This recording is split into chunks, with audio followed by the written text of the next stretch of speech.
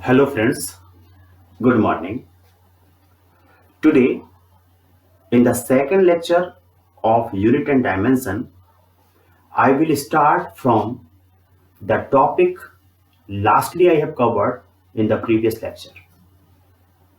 Now we were solving out the questions regarding to unit and dimensions.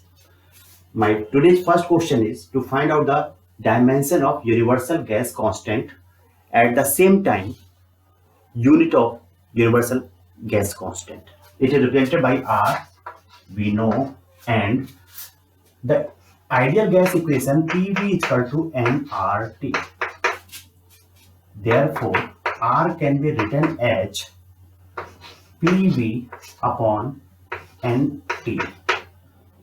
Unit की अगर बात करें then unit equal to P pressure है, force upon area, ml minus 1 T minus 2 इसकी dimension होती है, volume L cube होती है, मीटर क्यूब से आ जाता है L cube upon N mole MOL, we have to write it in this way, and temperature kelvin होता है। अगर इसकी हम डायमेंशन की बात करें तो हमारे पास डायमेंशन आ जाता है m power 1 L square T minus 2 kelvin minus 1 and MOL minus 1। इसको इस प्रकार से हम वर्कआउट कर सकते हैं। इसके साथ अगर हम इसकी यूनिट निकालना चाहें तो यहां पे हम यूनिट भी लिख सकते हैं, unit of universal gas constant capital R, pressure का kg पर मीटर पर second square, it is metre square upon mole into Kelvin. It comes out to be kg meter square second square per Kelvin per mole. अगर इन दोनों को compare करें तो kg that is mass represented by capital M. That's why मैंने आपसे कहा था that you have to write the unit of the physical quantity in this way. Power negative लिखनी है, अपॉन करके ना लिखें, वो ज्यादा अच्छा है। Now the next part, latent heat. Then हमें ये पता होना चाहिए लेटेंट हीट क्या होता है। हमने पढ़ा होगा ना, latent heat of fusion, latent heat of vaporisation, ये वही लेटेंट हीट है। तो लेटेंट हीट का जो फॉर्मूला हमने पढ़ा है Q, that is energy, heat energy is equal to ml। L यहाँ पे लेटेंट हीट है, L is equal to Q by M। Unit की बात करें, Q का क्या होता है, जूल और कैलोरी, M क्या मास है पर केजी।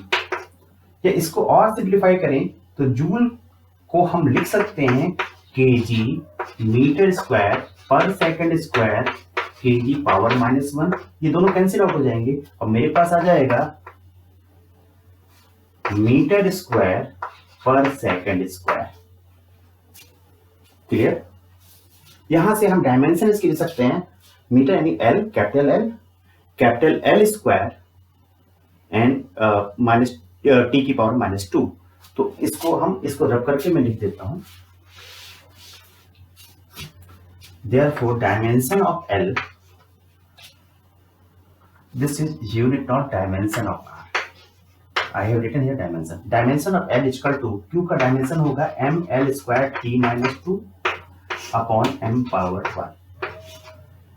m पावर 1 कैंसिल हो जाएगा and we have to write as m power 0 L square T minus 2 as the dimension of universal gas constant, sorry latent heat. Now the next question, third question.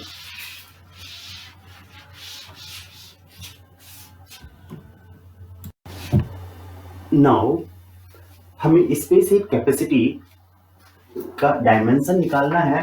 Q इक्वल टू mc delta theta, delta theta is the temperature difference. We can say that C equal to Q upon m into delta theta. C is here, C is small letter. Unit की बात करें तो unit equal to आ जाएगा, इसका तो joule आ जाएगा, इसका KG आ जाएगा पर केजी, और इसका पर केल्विन आ जाएगा। अगर हम इसके डायमेंशंस की बात करें स्पेसिफिक हीट कैपेसिटी का, तो dimension of Q that is energy ml square t minus 2 upon mass m and theta k. या delta theta is the temperature here, m से m कैंसिल आउट हो जाएगा, then dimension I will get that is m power 0 l square t minus 2 k minus 1.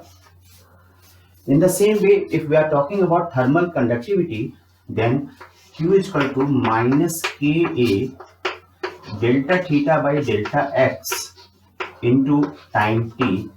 Therefore, K can be said as minus Q upon A delta theta by delta x. ये जो term होता है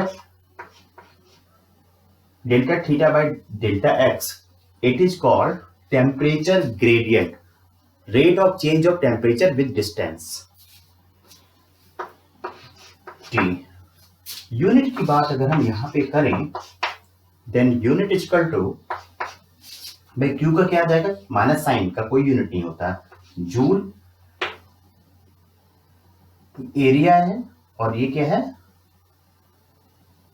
joule पर metre square area की बात करते हैं, delta theta पर केल्विन, डेल्टा एक्स ऊपर जाएगा, मीटर आ जाएगा, delta X is the distance and second power minus 1.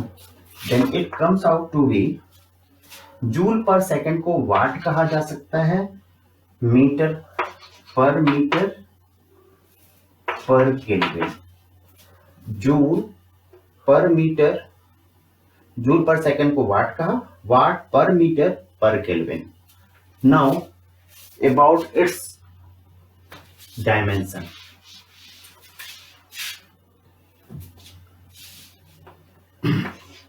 K is equal to minus Q upon A delta theta by delta x into T. Therefore, dimension of K, that is thermal conductivity, is equal to, minus का कोई dimension नहीं होता, Q energy है, ml square t minus 2 upon l square area का, delta theta kelvin upon delta X L into t. It comes out to be m power 1, l square से l square cancel हो जाएगा, l ऊपर पहुंच जाएगा, l की power 1 t minus 3 kelvin minus 1. This is the dimension. Now moving to next problem. Fifth problem, that is electromotive force. Electromotive force आपने study किया होगा, E equal to W by Q. The work done by cell in moving unit charge throughout the circuit is called EMF of the cell.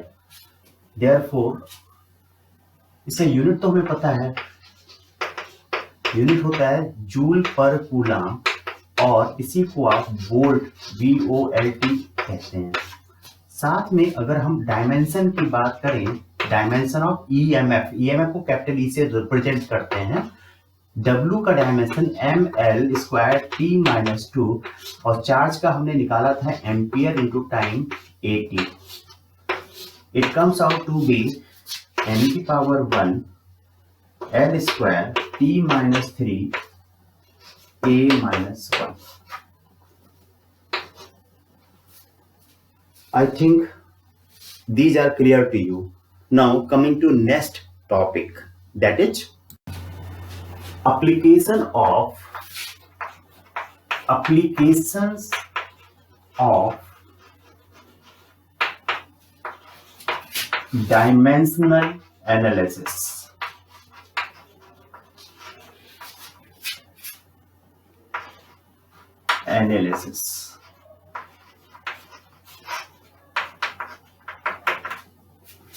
इसमें पहला जो use आता है इसका, applications कहते हैं, use of dimension both are same thing. जो पहला यूज आता है वो आता है टू चेक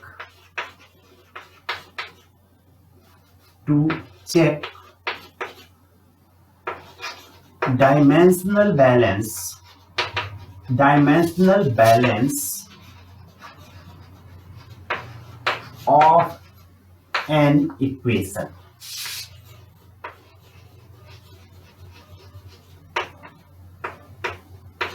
किसी भी इक्वेशन के डायमेंशनल बैलेंस को चेक करना, मैं नहीं कह रहा हूं करेक्टनेस को चेक करना, करेक्टनेस नहीं चेक किया जा सकता, उसके बैलेंस वो डायमेंशनली बैलेंस्ड है या नहीं है इसको चेक करना। एक इक्वेशन करती क्या है, एक एग्जांपल के थ्रू हम समझते हैं। हमारे पास देखें एक इक्वेशन है v = u + at।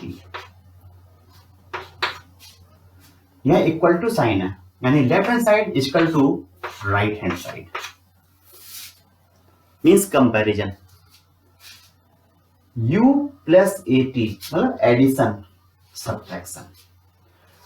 अगर हम बात करें कि इसमें कितनी टर्म है, तो देयर आर 3 टर्म्स, 1, 2 एंड 3। जो टर्म्स एक दूसरे से अलग अलग होती हैं वो या तो प्लस या माइनस साइन के साथ होती हैं या इक्वल टू साइन से होती हैं। तो एक इक्वेशन करती क्या है, सबसे पहले left hand side equal to right hand side, means compare करती है, ऐड या सब्ट्रैक्ट करती है ऑफ इट्स डिफरेंट टर्म्स। तो हम कह सकते हैं as an equation compares, adds और सब्ट्रैक्ट्स इस different terms, therefore the dimension of each term must be same। भाई अलग अलग टर्म को अगर ये इसको इससे कंपेयर करती है तो भाई साहब वेलोसिटी को वेलोसिटी से ही कंपैरिजन किया जा सकता है। जो कंपैरिजन होता है सेम चीजों का होता है, अलग अलग चीजों का नहीं होता। आप ये नहीं कह सकते सर मेरी हाइट ज्यादा है मेरे वेट से, नहीं भाई साहब, both are different type of physical quality, both can not be compare. हाँ ये कह सकते हो आपकी हाइट आपके घर में, आपके दोस्तों में या सोसाइटी में किसी और से उससे कम है या ज्यादा है, ये कंपैरिजन कर सकते हो। हाइट का कंपैरिजन हाइट से होता है, मास से नहीं हो सकता, वेट से नहीं हो सकता। तो यहाँ पे हमारे पास अगर ये वेलोसिटी है तो ये पूरा भी वेलोसिटी ही होना चाहिए, कंपैरिजन इक्वल टू साइन। ये u है इनिशियल वेलोसिटी, ये वेलोसिटी है ना, तो इसमें क्या चीज ऐड कर सकते हो या सब्ट्रैक्ट कर सकते हो, वेलोसिटी ही ऐड या सब्ट्रैक्ट कर सकते हो। a × t change in velocity, ये भी वेलोसिटी ही है, तो वेलोसिटी में आप वेलोसिटी को ऐड करते हो तो वेलोसिटी मिलती है। तो हम कह सकते हैं as an equation compares, adds और subtracts in different terms representing same physical quantity, therefore it must be dimensionally balanced। इसको डायमेंशनली बैलेंस्ड होना चाहिए तभी ये काम कर सकती है। ठीक, अब हमारे पास इस पे कुछ क्वेश्चंस हैं, नाउ हम उन क्वेश्चन को सॉल्व करें। एग्जाम्पल से दिखा, एग्जाम्पल नंबर 1 पे check the dimensional balance of the given equations. मैं इक्वेशन 1 by 1 लेता जाऊंगा और उनकी डायमेंशनल बैलेंस को चेक करता जाऊंगा। सबसे पहले अगर हम ए पार्ट ले लें, v = u + at, dimension of v कितना है भाई, ये वेलोसिटी है ना, m0 l1 t-1। Dimension of u क्या होगा, ये भी m0 l1 t-1। Dimension of third term that is at आया ना, a का कितना होता है l t-1 और t a का एक्सेलरेशन है t-2 t⁻1। It comes out, मास नहीं आ रहा है ना तो उसको m⁻0 कर सकते हैं l1 t-1। क्लियर, इसमें there are 3 terms v u and at, v u and at, तीनों की डायमेंशन सेम आ रही है। Then what I am going to say, I will say since the dimension of each term is same, therefore it is dimensionally balanced. It is dimensionally balanced. I will not say that it is correct. It may be correct, it may not be correct. Suppose कैसे? Now I am saying 2, 3 and 4. This is an equation. Whether it is correct or not, अगर मैं 2v की dimension निकालूं, 2 तो numeric constant है, dimension less है यहाँ पे, तो इसका डायमेंशन इतना ही आएगा। 3 का डायमेंशन, इसका भी डायमेंशन इतना ही आएगा, और 480, इसका भी डायमेंशन इतना ही आएगा। तो ये तो डायमेंशनली अभी भी करेक्ट है, लेकिन एक्चुअली इट इज इनकरेक्ट। अगर कोई इक्वेशन डायमेंशनली करेक्ट है, I can not say whether it is really correct और not, but if it is incorrect then definitely it is incorrect. क्यों इनकरेक्ट? तभी हो सकती है जब different type of physical quantity को हम ऐड, सब्ट्रैक्ट या कंपेयर करने का प्रयास कर रहे हैं, एफर्ट कर रहा हूं। Clear? Now come to second part.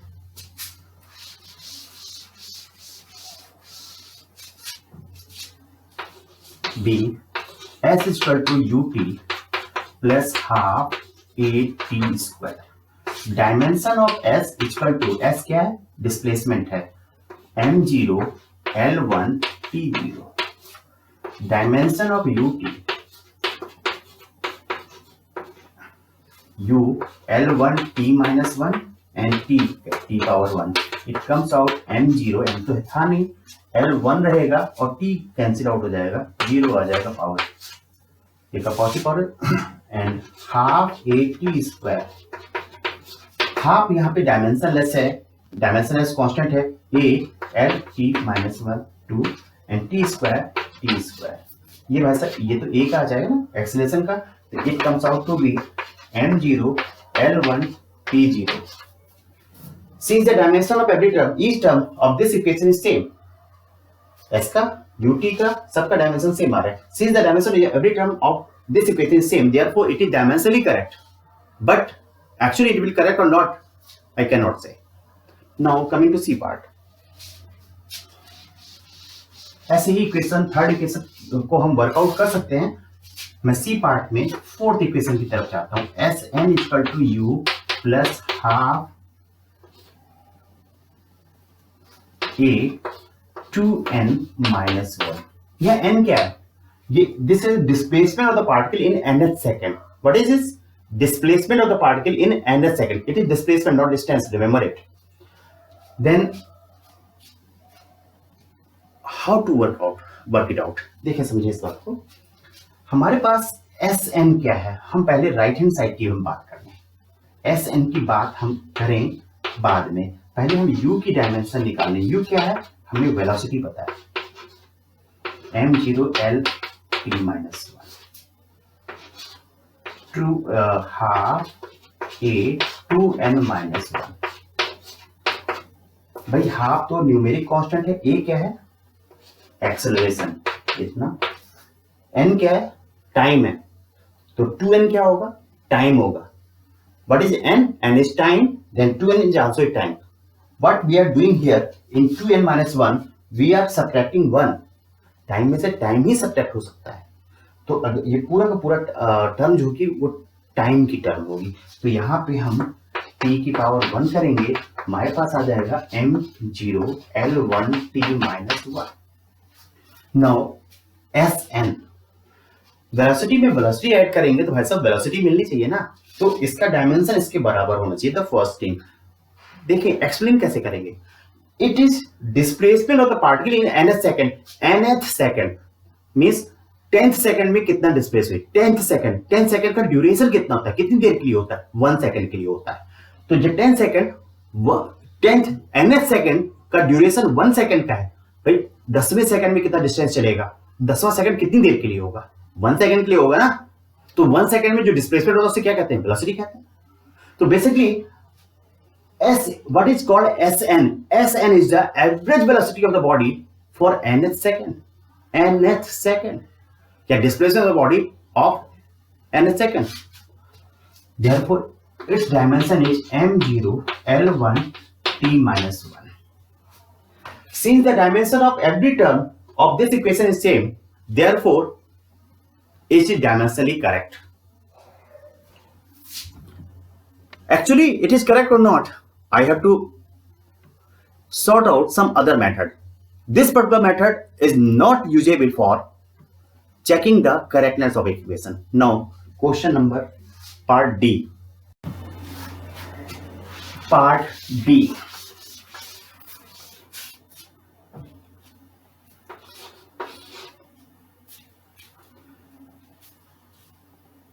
Speed of sound in a medium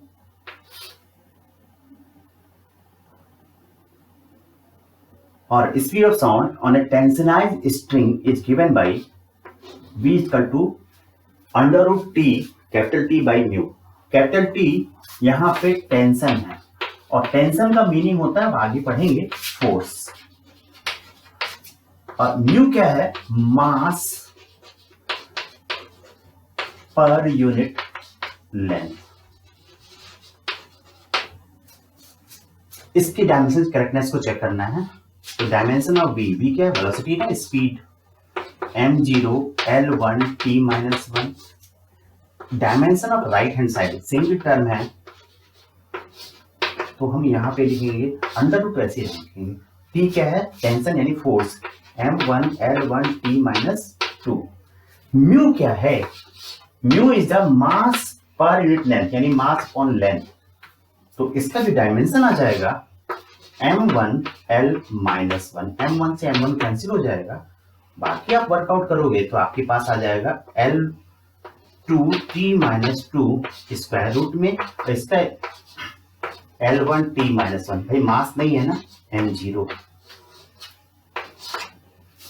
it is also dimension. हम लोग क्या करते हैं, अक्सर गलती करते हैं म्यू को एक्सप्लेन करने में, उसको एक्सप्लेन करने में गलती नहीं करनी है। Now coming to next problem E.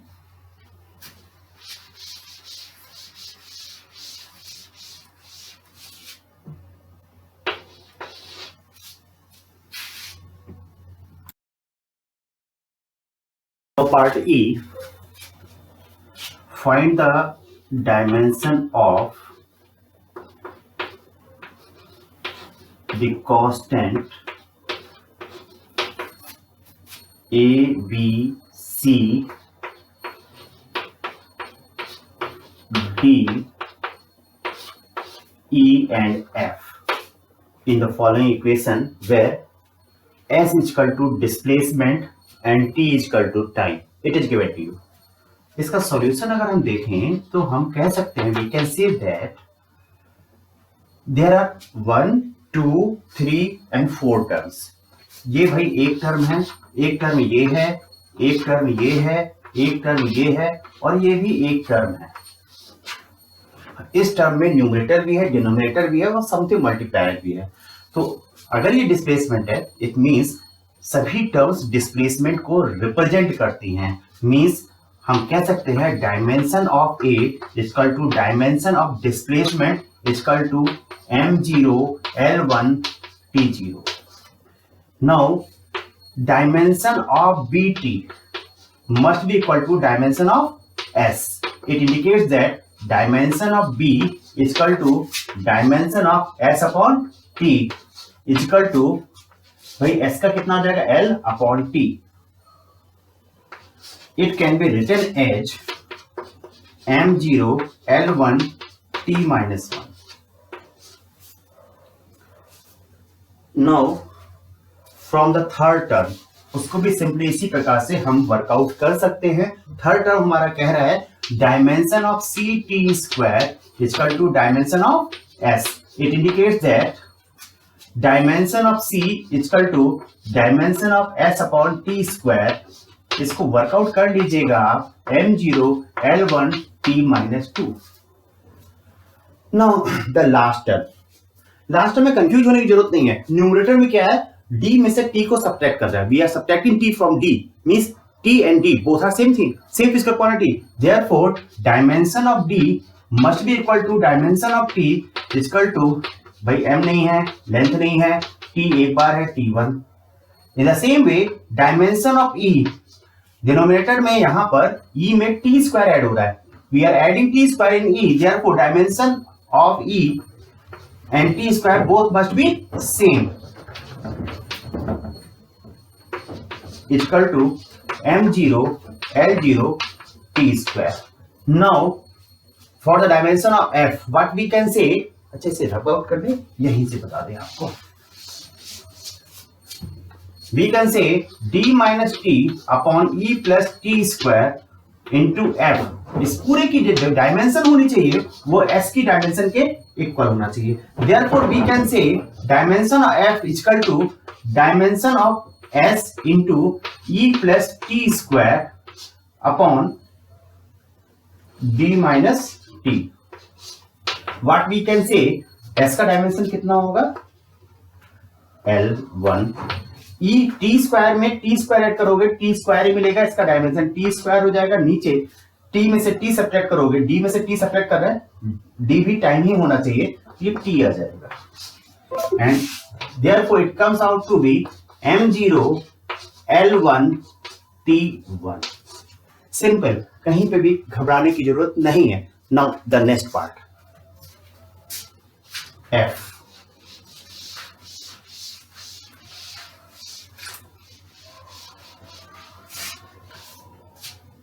Now f quotient is equal to y is equal to a sin omega t minus kx. f y is equal to a sin omega t minus kx. Find dimension of a, omega and k. जहां पे y जो है displacement है, t time है and x distance है.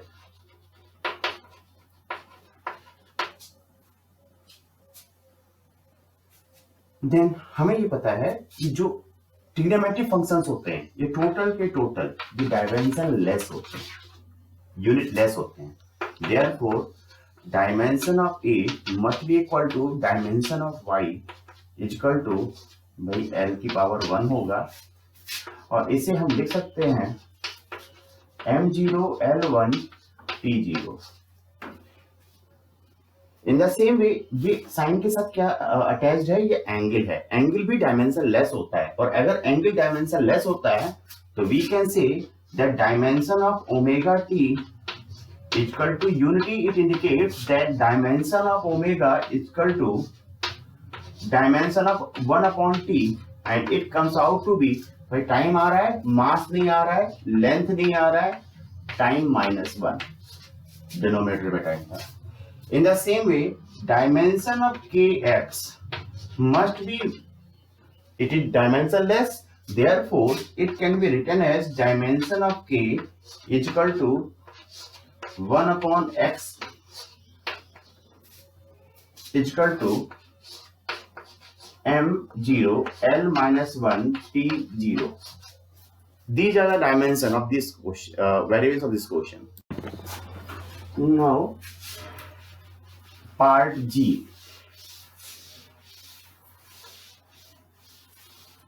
Part G, E, F, G. Yeah. F is equal to A upon B e to power minus BT. हमें dimension find out करना है A एंड B का. साथ में F is given, F is force and t is time. कैसे workout करें, ये exponent है. एक्सपोनेंट हमेशा वट एवर द केस में भी वो डायमेंशन लेस होते हैं. ये पूरा का पूरा एक्सपोनेंट है, therefore dimension of B T it must be dimensionless, that is m0 L0 T0. इसी को मैंने पिछले क्वेश्चन में 1 लिखा था. It indicates that dimension of b equal to dimension of 1 upon t equal to m0 L0 1 upon t का dimension capital T होगा denominator में, न्यूमरेटर में आके t की पावर -1 हो जाएगा. Same way, in the same way dimension of f equal to dimension of a upon b. तो ये भी पूरा एक टर्म है, ये भी एक टर्म है, तो इसकी डायमेंशन इसके डायमेंशन के इक्वल होनी चाहिए. Therefore we can say b का डायमेंशन हमें पता है ना, yes. Dimension of f is equal to dimension of a upon b. ऐसा हमने इसलिए कहा क्योंकि e की पावर माइनस bt का जो डायमेंशन होगा वो 1 होगा.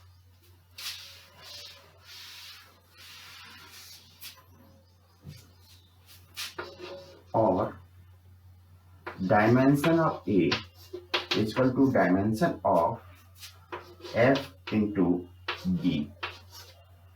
f की dimension ml t minus 2 and b की dimension t power -1, then it can be written as m1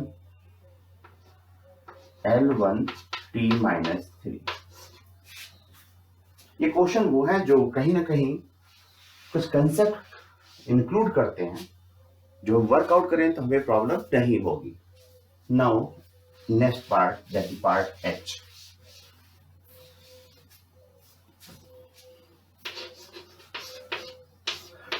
ये वांडर वाल इक्वेशन है, P plus a upon V square v minus B equal to R T. यह है equation. क्या इस बात को समझ लें, हमारे लिए पीवी इक्वल टू एनआरटी होता है या आरटी होता है, ये आइडियल गैस के लिए होता है, ये प्रैक्टिकल गैस के लिए होता है जिसके मॉलिक्यूल के बीच में बहुत कम लेकिन अट्रैक्टिव फोर्स वर्क करता है। दे occupy the volume of the gas whatever the fraction of the gas volume it is occupying, but occupying। Ideal gas में ऐसा नहीं होता है। वहां पे आइडियल गैस में जो गैसियस मॉलिक्यूल का वॉल्यूम होता है वो गैस के वॉल्यूम के रिस्पेक्ट में नेग्लिजिबल होता है, इग्नोरेबल होता है। यहाँ पे हम इग्नोर नहीं कर पाते हैं।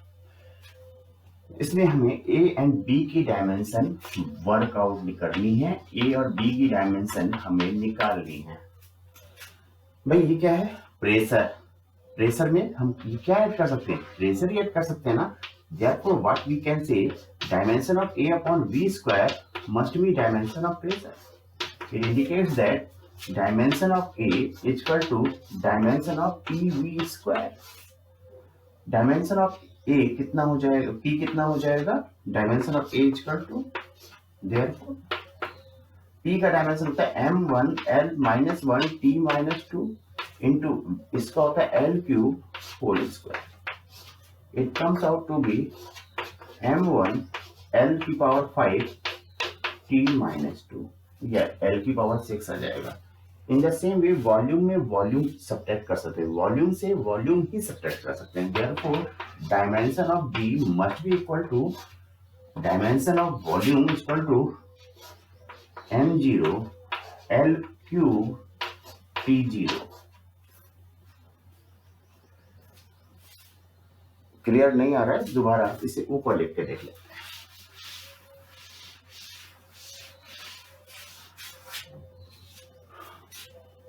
हमने हमारे पास कैपिटल V में से हम क्या कर रहे थे? B को सब्ट्रैक्ट कर रहे थे, काम कर रहे थे ना।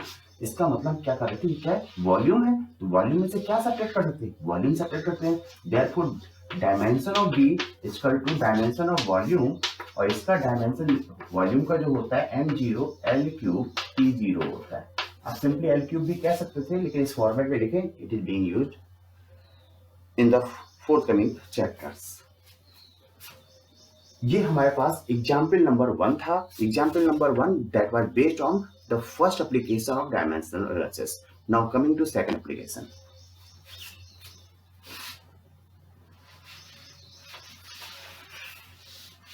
Coming to second application.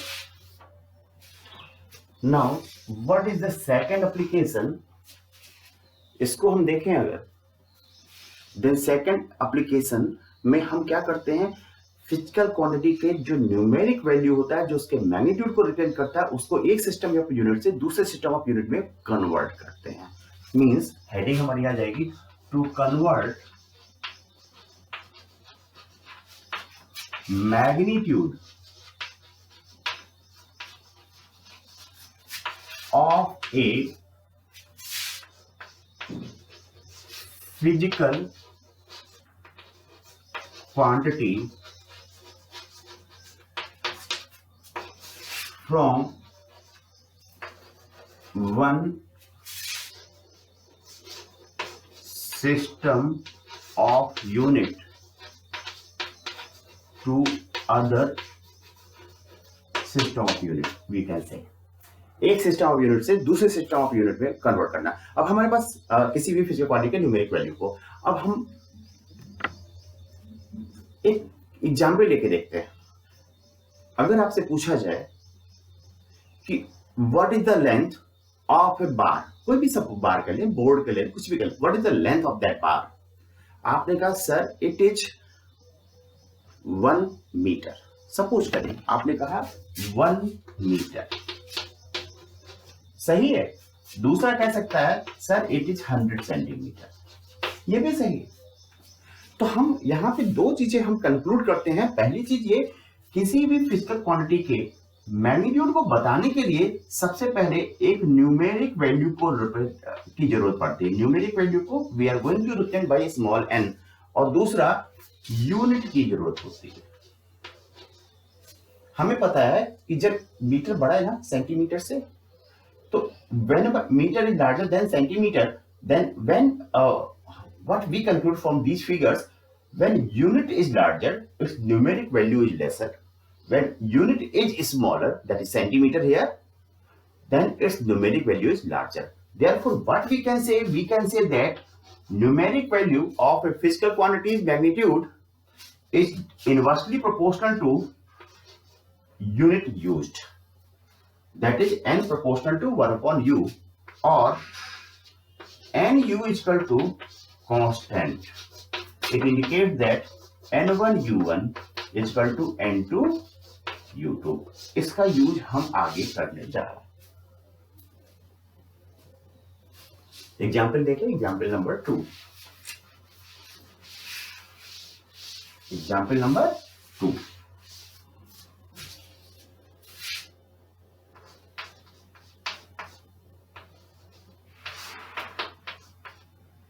Part A. Convert the magnitude of acceleration due to gravity from its magnitude 9.8 meter per second square to question mark kilometer per hour square. देखते हैं इसको कैसे वर्कआउट करते हैं। अगर हम यहाँ वर्कआउट करें तो हम यहाँ लिख सकते हैं G equal to 9.8 metre per second square equal to how much kilometre per hour square. हम क्या करें, इससे हमने कह दिया n1 which is given n1 equal to 9 numeric value, u1 equal to meter power 1 second minus 2. N2 we have to work out, and U2 is given kilometer hour square per hour square. हमें पता है N1 U1 equal to N2 U2 होता है। Therefore N2 can be written as N1 U1 by U2। यहाँ n1 की value 9.8 है, u1 देखो इसमें क्या है, फिजिकल क्वांटिटी तो सेम है ना, तो हमारे पास ये किसी लेंथ की यूनिट है, ये किसकी यूनिट होगी, लेंथ की यूनिट, ये टाइम की यूनिट है और ये टाइम की यूनिट है। तो हम लेंथ की यूनिट के नीचे लेंथ की यूनिट रखेंगे, पावर 1 है, और टाइम की यूनिट के नीचे टाइम की यूनिट रखेंगे n2। इस वर्कआउट कर दो, इसको वर्कआउट कर देते हैं, पावर -2। इस बात का ध्यान रखेंगे। बाकी सिंपल कैलकुलेशन है हमारे लिए। इनटू बड़ी यूनिट को ध्यान रखें, छोटी यूनिट में कन्वर्ट करना है। किसी भी केस में आप छोटी को बड़ी में कन्वर्ट नहीं करेंगे, बिकॉज व्हेन वी से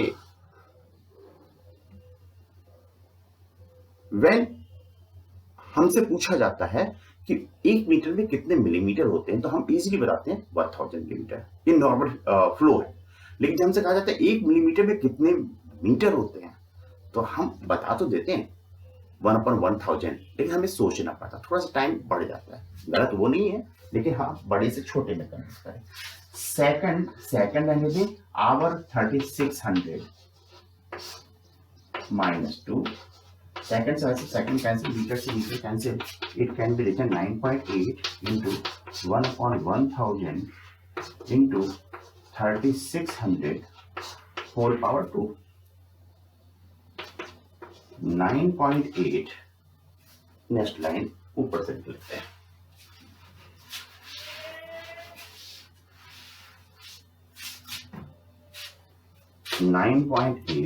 into 1/1000 into 3600 into 3600। भाई इसको डेसिमल हटा के 10 ला सकते हैं, 1 2 3 4 2 2 2 4 जीरो इस प्रकार से कैंसिल आउट हो जाएंगे, इक्वल टू 98 इंटू 36 इंटू 36, 98 36 का स्क्वायर करेंगे, इसको वर्कआउट करेंगे 127008 आ जाता है। Therefore G equal to 127008 kilometre per hour square. Now coming to second question, part B.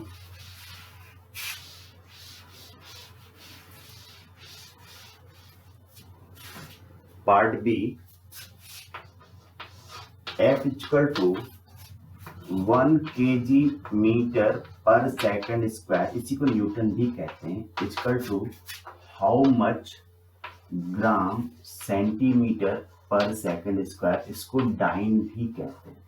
कई बार क्वेश्चन में आ जाता है न्यूटन को डाइन में कन्वर्ट करिए, तो यहाँ पे अगर हम वर्कआउट करें then N1 equal to 1, U1 equal to kg metre पर second square, N2 how much we have to work out, and U2 is given here gram centimeter per second square.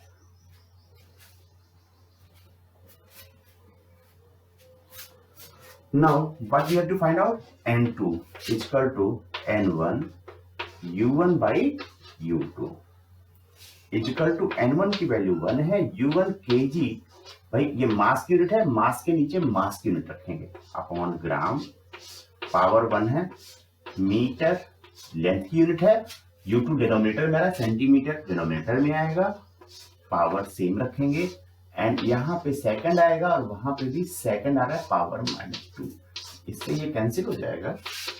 1 into के जी को बड़ी unit है, 1000 ग्राम लिखेंगे upon gram, metre को 100 centimetre लिखेंगे upon centimetre, ये तो कैंसिल आउट हो ही चुका है, सेंटीमीटर सेंटीमीटर कैंसिल, ग्राम से gram cancel, it comes out to be 10 power -5, देयरफॉर we can say 1 Newton is equal to 10 power 5 dyne.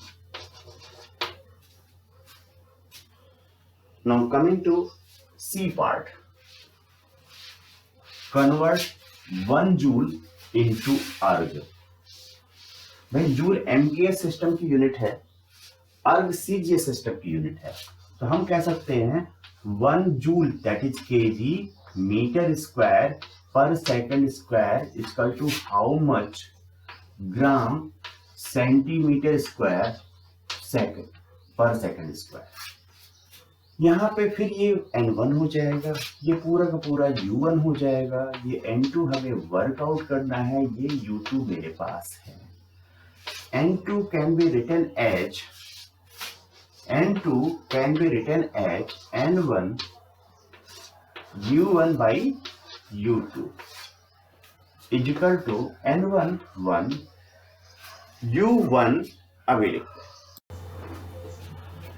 U1 हमारे पास है kg, यहाँ पे ग्राम मास की यूनिट है 1, metre upon centimetre whole square, second upon second power -2, ये cancel out हो जाएगा। यहाँ पे हम देख सकते हैं केजी के यहाँ पे 1000 gram upon gram into 100 centimetre upon centimetre whole square, ये इससे कैंसिल हो जाएगा, ग्राम से ग्राम कैंसिल, इसको वर्कआउट करेंगे तो 1000 इंटू 100 होल स्क्वायर है ना, इंटू 100 इक्वल टू 10 पावर 7 आ जाएगा। देयरफॉर 1 जूल kg मीटर स्क्वायर पर सेकंड स्क्वायर को जूल कहते हैं, equal to 1 10 power 7 erg. This is the relation. Now coming to next part, D part. D part, surface tension एक फिजिकल क्वांटिटी है जिसको फ्लूइड मैकेनिक्स से रिलेट करती है, खासकर लिक्विड से, और इसको हम फ्लूइड मैकेनिक्स से पढ़ेंगे, एनसीईआरटी पार्ट 2 11th क्लास। यहाँ पे हमारे पास D equal to surface tension of water, suppose it is given to be 72 dyne per centimetre. इसको हमें कन्वर्ट करना है न्यूटन पर मीटर में। इसको हमने N1 मान लिया, ये U1 हो जाएगा, ये N2 हमें वर्कआउट करना है, U2 हमें पता है। Therefore, N2 can be written as N1 U1 by U2। N1 हमारे पास 72 है, U1 न्यूटन है, फोर्स की यूनिट यहाँ डाइन है, फोर्स यूनिट यहाँ पे न्यूटन है, फोर्स की यूनिट एक जगह पे रखेंगे। न्यूमरेटर में सेंटीमीटर है क्योंकि, और ये हमारे पास मीटर है, पावर -1 है। 72 इंटू हमने क्या कहा था, बड़े को छोटे में कन्वर्ट करना है। डाइन न्यूटन बड़ा होता है, और अभी थोड़ी देर पहले हमने कहा था 10⁵ डाइन। ये चीज याद हो तो बहुत ज्यादा बेसिक में कन्वर्ट करने की जरूरत नहीं है।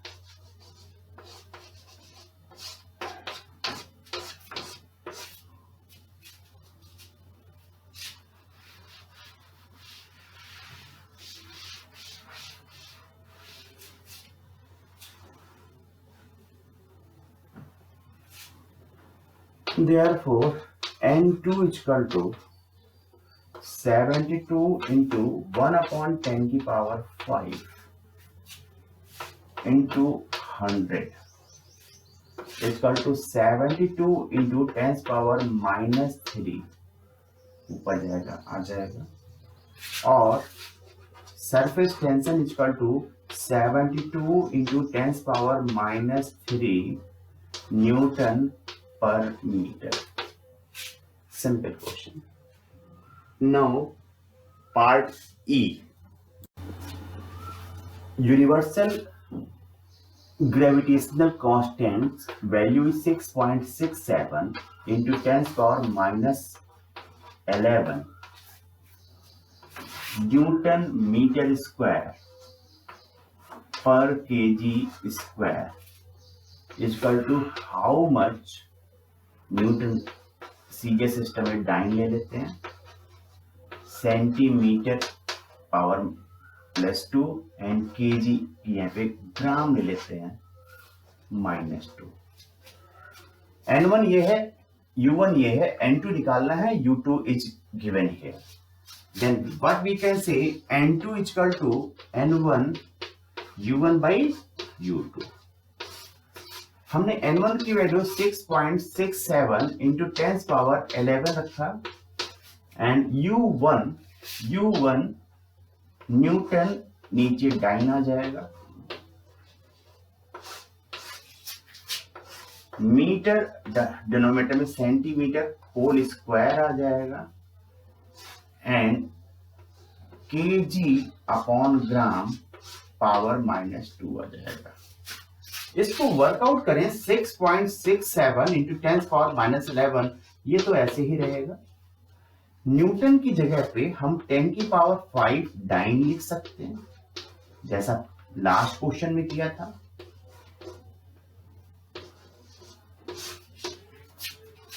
मीटर को 100 centimetre we can work out upon centimetre power 2, KG को 1000 gram upon gram, but power is -2 here।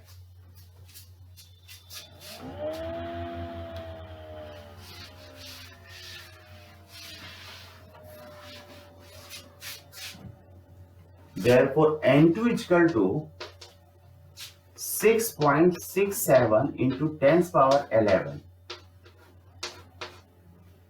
Dine से भाई डाइन कैंसिल हो जाएगा, into 10⁵ -11।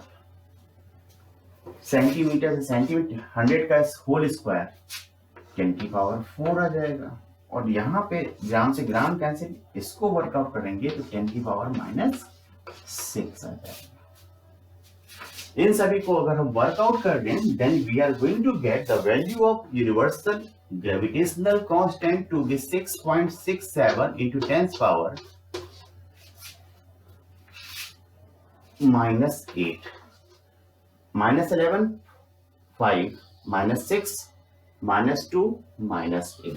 Therefore, capital G is equal to 6.67 into 10 power -8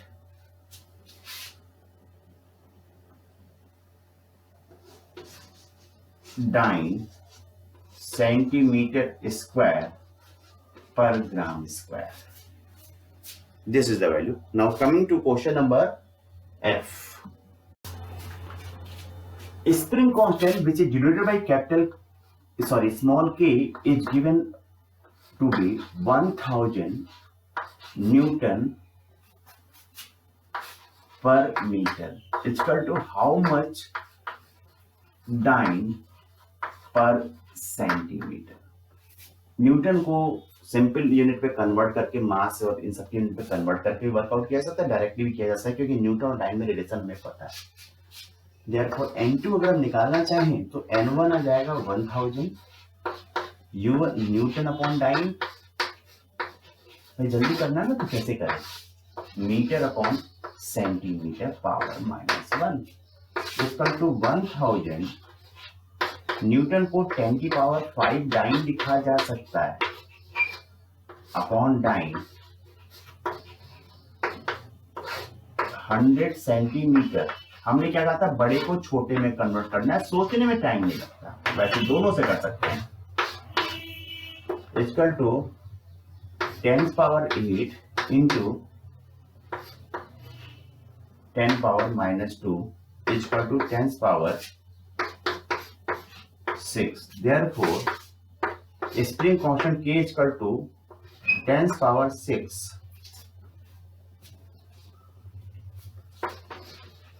dyne per centimeter.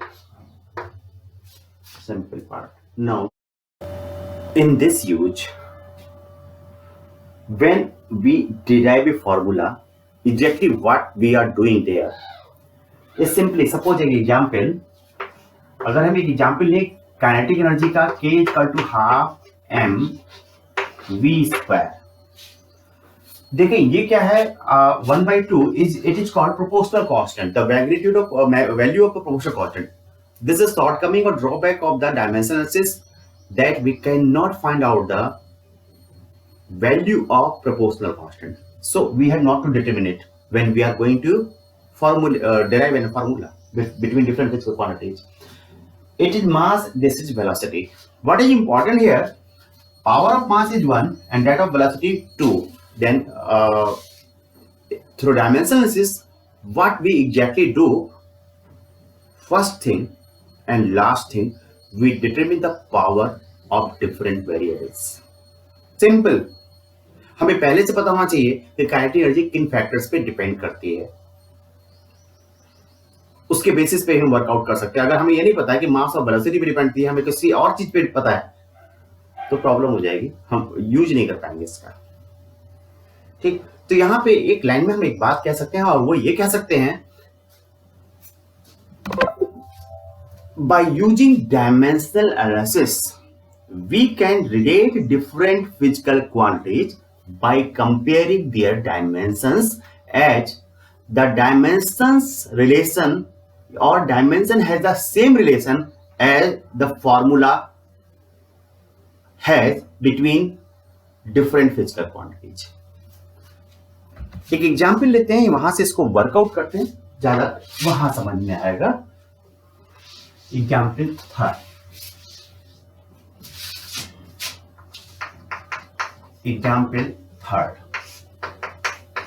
The question is, यही example लेते हैं. The kinetic energy of a body depends upon its mass and velocity.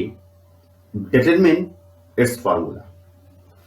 तो हमें दिया क्या हुआ है, अगर हम इसमें थर्ड में हम ए पार्ट की बात करें, जो काइनेटिक एनर्जी है K मान लेते हैं, वो प्रोपोर्शनल है किसके, मास के.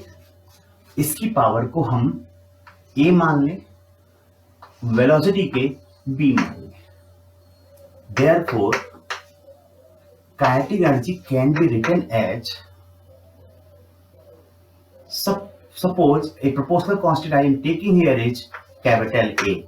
ये proportional constant है, m की पावर a and b की पावर b. यहां पे जो a है, a is the dimensionless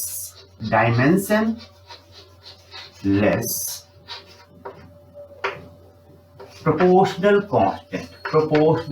ये कंडीशन है कि ये डायमेंशनलेस होना चाहिए जो प्रोपोर्शनल कांस्टेंट आएगा यहाँ पे. तो हमें जो लेफ्ट हैंड साइड की डायमेंशन आ जाएगी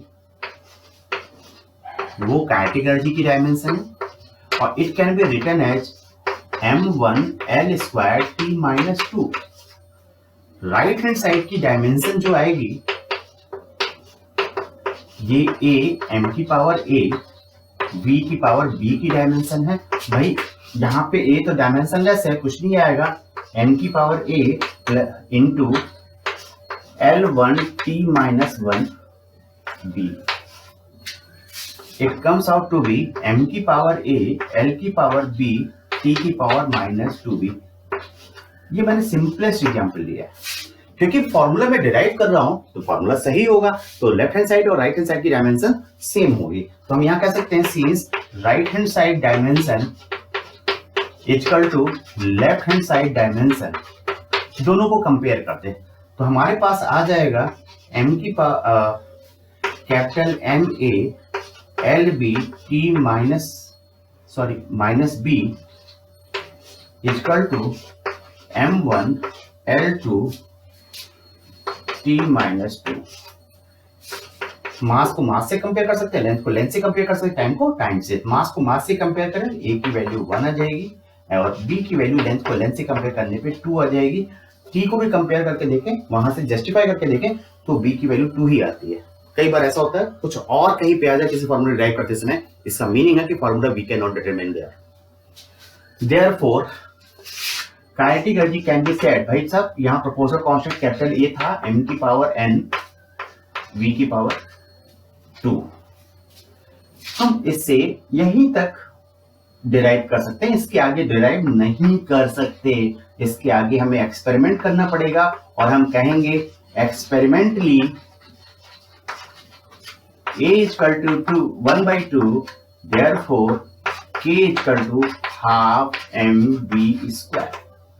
हमारे पास यहां तक ही फॉर्मूला आ सकता है जहां तक प्रोपोर्शनल कांस्टेंट की वैल्यू है, वो किसी और मेथड से we have to work out. Sometime it is experiment, sometime some other methods may be used there.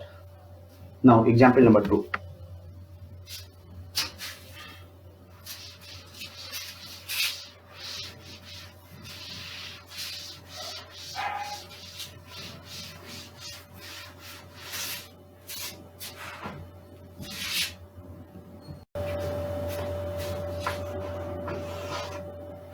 Centripetal force capital F acting on a body depends upon its mass, its speed and radius of the circular path. Establish the formula. तो हमने centripetal force F है, मास को m मान लिया, speed को v मान लिया, radius को r मान लिया. तो F जो है इन तीनों पे डिपेंड करता है. देयरफॉर ये क्वेश्चन में दिया हुआ है F can be set proportional to m की पावर a, v की पावर b, r की पावर c और f equal to k times m की पावर a, v की पावर b, r की पावर c. यहां पे हमारे पास k प्रोपोर्शनल कांस्टेंट है, डायमेंशनलेस प्रोपोर्शनल कांस्टेंट. यहां पे भी हम कह सकते हैं क्योंकि फॉर्मूला डिराइव कर रहे हैं तो लेफ्ट हैंड साइड की जो डायमेंशन है f dimension of force equal to भाई साहब m1 l1 t minus 2. Similarly ये डायमेंशन ऑफ k m की पावर a, v की पावर b, r की power c equal to k तो प्रोपोर्शनल कांस्टेंट है, डायमेंशनलेस है, m की power a l1 t minus 1 speed या velocity power b and l power c. It comes out to be m power a L power B plus C T minus C। हमारे पास तीन फॉर्मूले हैं यहाँ पे।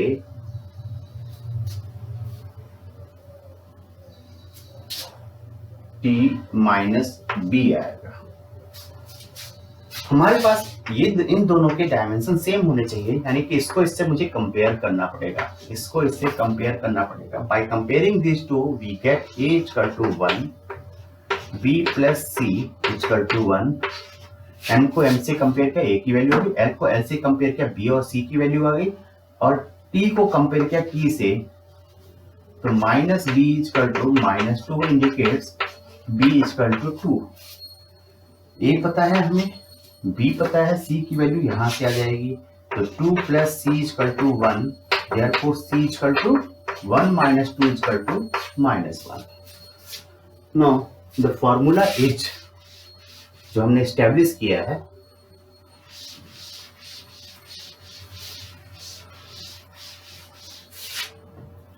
Therefore F equal to K proportional कौन था, M की पावर A था 1, V की पावर B था 2 एंड R की पावर C था minus 1 equal to K times MV square upon R। जो हमारे पास एक्सपेरिमेंटली आता है, जब एक्सपेरिमेंट करते हैं या कहीं दिया हो K की वैल्यू 1 आ जाती है, देयरफॉर सेंट्रिपिटल फोर्स जो होता है वो MV स्क्वायर बाई R के इक्वल आता है।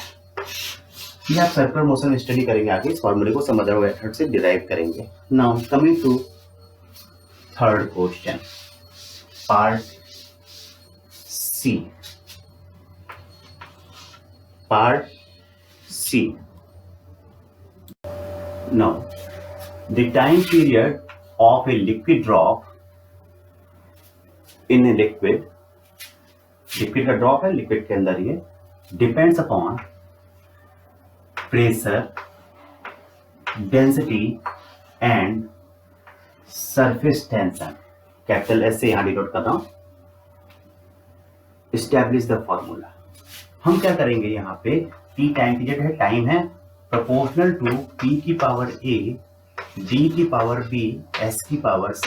S यहाँ पे सरफेस टेंशन है, और we can say T equal to K times proportional constant है, डायमेंशनलेस है, P की पावर A प्रेशर है, डेंसिटी की power B and surface tension S की पावर C। सरफेस टेंशन की पावर C मान लिया, equation number 1। Left hand side की डायमेंशन को देखा, ये टाइम है कैपिटल T और इसका डायमेंशन आ जाएगा m की पावर 0, L की पावर 0, P की पावर 1। राइट हैंड साइड की डायमेंशन को देखा, हमें डायमेंशन लिखना पड़ेगा K, P की पावर A, D की पावर B, S की पावर C।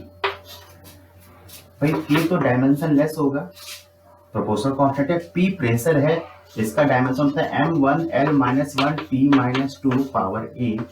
डेंसिटी का m1 L minus 3 B and surface tension force upon length होता है, तो वहां पे लेंथ नहीं आएगा, यानी m की पावर 1 T माइनस 2 C। इसको अगर हम सिंप्लीफाई करें, m power A plus B plus C, L minus A minus 3B and T minus 2A minus 2C। This is the, अगर इसको इक्वेशन नंबर 2 मान लें तो this is the equation number 3। Comparing second and third, क्योंकि left hand side की और right hand side की dimension same होनी चाहिए, तो भाई m की A plus B plus C must be equal to 0 अगर m की पावर को हम कंपेयर करें। L की पावर को कंपेयर के minus A minus 3B equal to 0, ये इंडिकेट्स करता है A equal to minus 3B। 5। अगर हम T की पावर को कंपेयर करें तो यहाँ पे माइनस 2A माइनस 2C आ जाएगा, इक्वल टू 1, और A plus C equal to minus 1/2 आ जाएगा, माइनस 2 से डिवाइड करने से इक्वेशन आ जाएगी।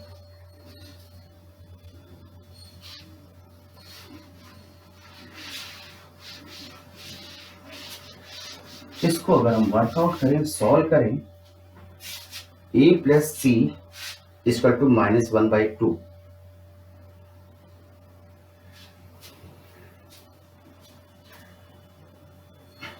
a plus C equation number 4 में हम a प्लस सी की वैल्यू रख दें तो -1/2 प्लस b इक्वल टू 0, क्योंकि a प्लस सी की वैल्यू रखता है। ये कह रहा है b equal to 1/2, a equal to 5 equation से -3b के बराबर है, तो ये -3/2 आ जाएगा। आ गया ना। अब हमारे पास a पता चल गया, b पता चल गया, c की वैल्यू निकालनी है। a पता चल गया है तो h a प्लस सी, फिर इक्वेशन नंबर 6 से लिख लें -1/2। देयरफॉर हमें a की वैल्यू पता चल गई है, b की वैल्यू, c की वैल्यू निकालनी। a की वैल्यू -3/2 यहाँ रखा, plus c equal to -1/2। It indicates that c equal to +1।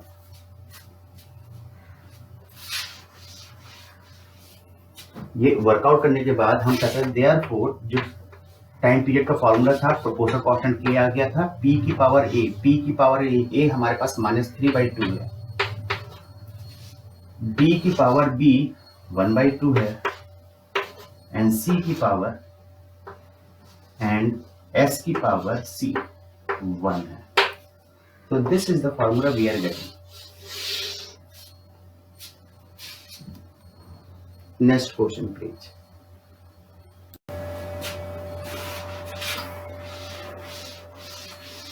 D.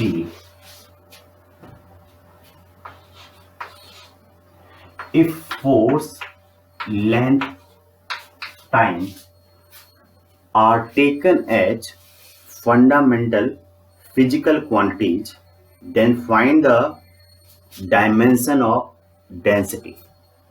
Find the dimension of density। अगर हम इसको सॉल्व करें तो ये क्वेश्चन क्या, पहले ये हम समझना चाहते हैं। भाई force, length, time fundamental physical quantity है, हमें डायमेंशन निकालना है डेंसिटी का। डेंसिटी का डायमेंशन फोर्स और लेंथ और टाइम पर कैसे डिपेंड करेगा वो चीज हमें देखना है।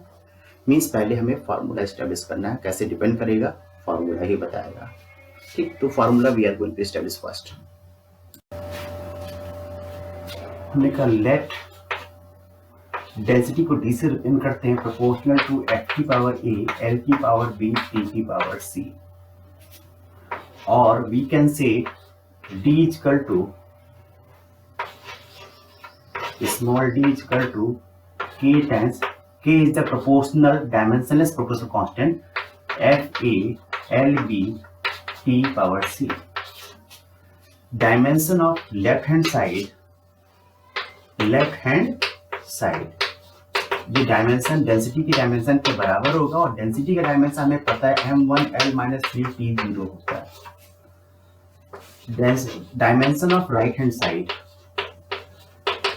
ये भाई डायमेंशन लेस होता है। फोर्स को हम लिख सकते हैं m1l1t-2 power a lb tc।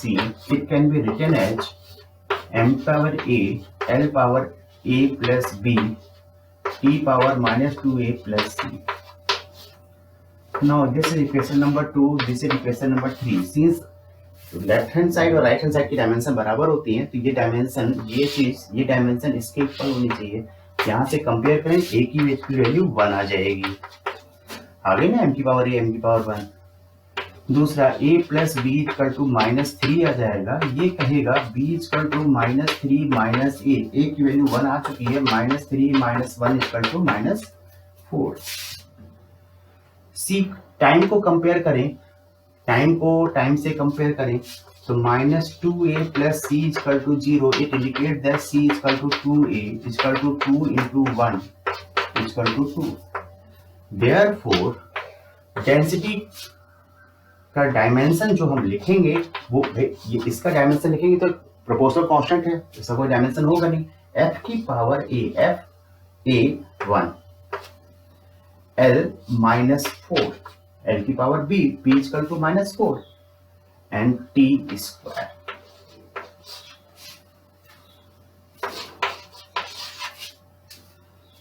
इस क्वेश्चन के बारे में I will like to communicate one thing to you that please don't follow any such method which is based upon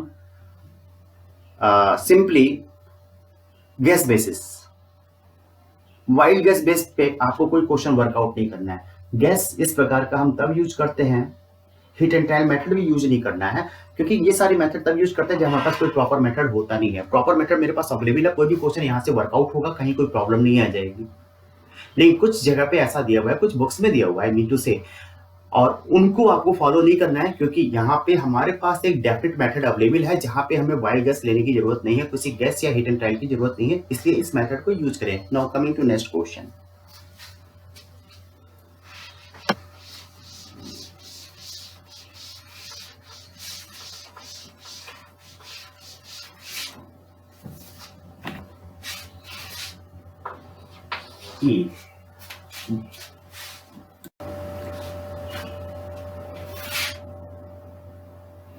If in a new system of units, the unit or of mass is kg star is equal to alpha kg, meter star is equal to beta meter, and second star time unit star is equal to gamma second. Find the unit of force in this system. कैसे करेंगे इसको भी देख लें। इसको भी हम अगर सोचे थोड़ा सा तो ये है क्या चीज, वो हमें समझ में आना चाहिए। ये फिर वो कन्वर्जन वाला एग्जाम्पल है, n1 u1 equal to n2 u2 वाला, वो एग्जाम्पल है यहां से, उससे ये वर्कआउट होगा। केवल क्योंकि एक यूनिट से दूसरी यूनिट पे हमें जाना है तो हमें same method we have to use. तो हम यहाँ पे अगर हम यूज करें तो हमने कहा फोर्स इक्वल टू 1 ले लेते हैं, kg मीटर पर second square equal to how much, kg star meter star and second star, power तो -2 ही आना है। देयरफॉर n2 को जैसे हमने वहां पे यूज किया था n1 u1 by u2, n1 1 आ जाएगा, u1 kg upon kg star, mass meter upon meter star, second upon second star but power -2। हमने क्या किया था, बड़ी यूनिट को छोटी यूनिट में कन्वर्ट कर दिया था, kg को ऐसे रहने दें क्योंकि हमें kg स्टार की वैल्यू पता है अल्फा kg, मीटर ऐसे रहने दें, बीटा मीटर पता है हमें, सेकंड ऐसे ही रहने दें, इसको गामा सेकंड पता है हमें, पावर -2, ये आ जाएगा alpha power -1, beta power -1 and gamma power +2। Therefore जो न्यू यूनिट आ जाएगा यहाँ पे हम अगर कन्वर्ट करना चाहें, in that case equal to kg star meter star second star -2 equal to, यहाँ पे लिख सकते हैं alpha -1 beta -1 gamma square kg metre पर सेकंड स्क्वायर। दोनों को रिलेट करने का तरीका यहाँ से आ जाएगा, जो n1 इक्वल टू u1 की हम बात कर रहे हैं। ठीक, these are the 5 examples we have done here so far in the third use. Now the drawbacks of dimensional analysis. तो अगर हम ड्रॉबैक्स की बात करेंगे, इसके कमियों की बात करेंगे, तो सबसे पहली इसका ड्रॉबैक है, it can not determine the value of proportional constant. ये जो प्रोपोर्शनल कांस्टेंट के ले रहे थे, इसकी वैल्यू को डिटरमिन नहीं कर सकता। Number 2, it can not establish a formula containing trigonometric, logarithmic and exponential terms, exponential power वाली terms। ठीक, तो चाहे वो ट्रिग्नोमेट्रिक की बात हो, टर्म में हो, एक्सपोनेंशियल हो या लॉग हो, ऐसे टर्म, ऐसे फॉर्मूले जिसमें ये टर्मिनोलॉजी होती है, उन फॉर्मूलों को भी ये एस्टेब्लिश नहीं कर सकता। थर्ड, अब हमें एक चीज पता है, हमारे पास क्या था, हमने मास का कैपिटल एम से डिनोट किया था, लेंथ को कैपिटल एल से, टाइम को कैपिटल टी से, टेम्परेचर को कैपिटल के से, 4 हो गए ना, इलेक्ट्रिक करंट को कैपिटल ए से, अमाउंट ऑफ सब्सटेंस को भी बोल से हमने डिनोट किया था, एमओएल लगा दिया था। लेकिन अगर हम बात करें ल्यूमिनस इंटेंसिटी, इसकी यूनिट तो कैंडेला है, लेकिन डायमेंशन एनालिसिस में डायमेंशन इसके डिनोट करने के लिए हमें किसी और चीज की जरूरत नहीं पड़ती, क्योंकि बाकी की सारी चीजों की सहायता से हम डायमेंशन को डिनोट कर सकते हैं, मींस रिलेट कर सकते हैं। That's why I have told you when I was defining my physical quantities in the first lecture. Now ये 6 हो गया ना, 7th तो कोई हमारे पास नहीं है, तो हम क्या करते हैं, जब फार्मूला एस्टेब्लिश करते हैं, फार्मूला एस्टेब्लिश करने में लेफ्ट हैंड साइड और राइट हैंड साइड की डायमेंशन को कंपेयर करते हैं। तो लेफ्ट हैंड साइड में भी टोटल डायमेंशन 6 हो सकती है, राइट हैंड साइड में टोटल 6 ही हो सकते हैं, यानी ये 6 वेरिएबल के लिए सॉल्व की जा सकती है। मीन्स ये हो गया, अगर कोई फिजिकल क्वांटिटी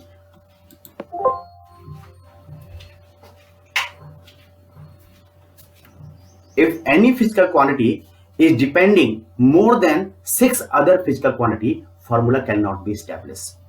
ठीक, तो ये हमारे पास अगर कोई भी physical quantity 6 other physical quantity से अधिक नंबर ऑफ फिजिकल क्वांटिटी पे डिपेंड करती है, तो उस फॉर्मूले को हम एस्टेब्लिश नहीं कर सकते।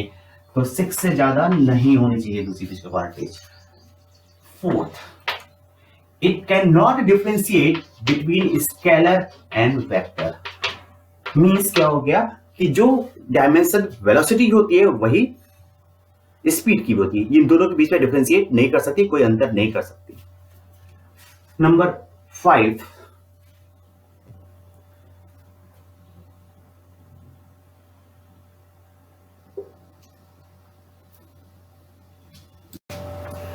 it cannot establish a formula containing more than one terms of right hand side।